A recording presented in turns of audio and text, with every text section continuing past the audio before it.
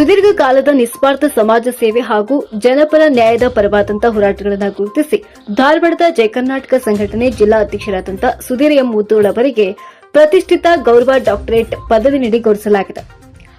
ಜರುಗಿದ ಅದ್ದೂರಿ ಸಮಾರಂಭದಲ್ಲಿ Asia inter national culture research university ವತಿಯಿಂದ ಈ ಅತ್ಯುನ್ನತ ಪುರಸ್ಕಾರವನ್ನು ಪ್ರದಾನ ಮಾಡಲಾಯಿತು.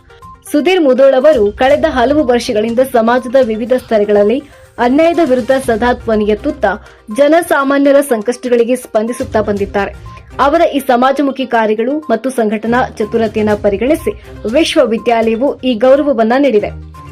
ಗೌರವ ಡಾಕ್ಟರೇಟ್ ಸ್ವೀಕರಿಸಿ ಮಾತನಾಡಿದ ಸುಧೀರ್ ಮುದ್ದೋಳ್ ಅವರು, ನಾನು ಮಾಡಿದ ಸಣ್ಣ ಸೇವೆಯನ್ನು ಗುರುತಿಸಿ ಸಿಕ್ಕಿರುವ ಈ ಗೌರವ ನನ್ನ ಜವಾಬ್ದಾರಿಯನ್ನು ಮತ್ತಷ್ಟು ಹೆಚ್ಚಿಸಿದೆ. ಸಮಾಜ ಸೇವೆ ಎಂಬುದು ಕೇವಲ ಪದವಿಯಲ್ಲ, ಅದು ಜನರ ಪರವಾಗಿ ನಿಲ್ಲುವ ಸಂಕಲ್ಪ. ಈ ಸನ್ಮಾನವನ್ನ ನನ್ನ ಗುರುವೃಂದ, ಹಿತೈಷಿಗಳು ಹಾಗೂ ನನ್ನ ಸಮಾಜ ಸೇವೆಗೆ ಬೆನ್ನೆಲುಬಾಗಿ ನಿಂತ ಎಲ್ಲ ಬಂಧು ಮಿತ್ರರಿಗೆ ಅರ್ಪಿಸುತ್ತೇನೆ ಎಂದು ಭಾವುಕರಾಗಿ ನುಡಿದರು. ಸುಧೀರ್ ಮುದ್ದೋಳ್ ಅವರ ಈ ಸಾಧನೆಗೆ ಹುಬ್ಬಳ್ಳಿ ಧಾರವಾಡದ ರಾಜಕೀಯ ಗಣ್ಯರು, ವಿವಿಧ ಸಂಘಟನೆಗಳ ಮುಖಂಡರು ಹಾಗೂ ಅಭಿಮಾನಿ ಬಳಗ ಮತ್ತು ಎಲ್ಲರೂ ಹಾರ್ದಿಕ ಅಭಿನಂದನೆಗಳನ್ನು ಸಲ್ಲಿಸಿದ್ದಾರೆ.